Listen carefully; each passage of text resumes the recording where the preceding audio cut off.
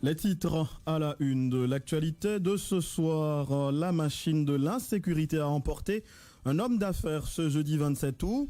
Selon le porte-parole adjoint de la police nationale, l'attaque a été commise par des individus non identifiés circulant à moto dans le centre-ville de Port-au-Prince.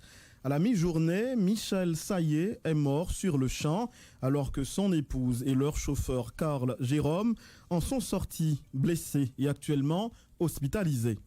L'inauguration du bâtiment académique de la Faculté des sciences humaines et de l'Université d'État d'Haïti a été reportée.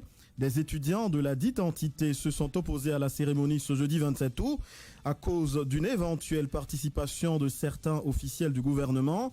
Jean-Paul Lundy était sur place. Son reportage est à suivre dans cette édition. Injection de 150 millions de dollars par la BRH sur le marché des changes. Fin du financement monétaire. Banque centrale ne pourra pas continuer éternellement à injecter des dollars sur le marché, indique l'économiste Enomi Germain. Le spécialiste se montre très sceptique quant aux impacts réels de ces mesures sur le long terme.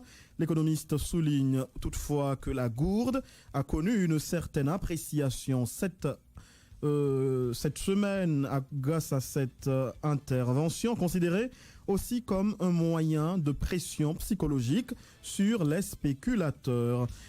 Et enfin, dans le journal local, sachez qu'une boîte d'alerte anticorruption est installée ce jeudi au palais de justice de Port-au-Prince. Ce dispositif est un espace de collecte de dénonciation sur les faits de corruption au sein de l'administration publique.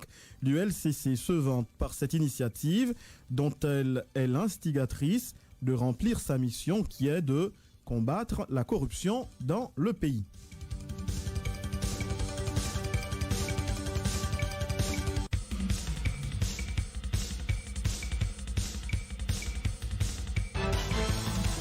Et dans l'actualité internationale, ouragan Laura aux États-Unis, une première victime a été annoncée en Louisiane, une fille de 14 ans tuée par la chute d'un arbre sur sa maison et un incendie s'est déclaré dans une usine de produits chimiques après le passage destructeur jeudi de Laura, l'un des ouragans les plus violents à avoir jamais frappé cet État américain. L'épidémie provoquée par le nouveau coronavirus a désormais fait plus de 180 000 morts aux États-Unis, selon des données disponibles jeudi, alors que de nouveaux foyers apparaissent dans le Midwest, même si la situation semble globalement s'améliorer sur le plan national.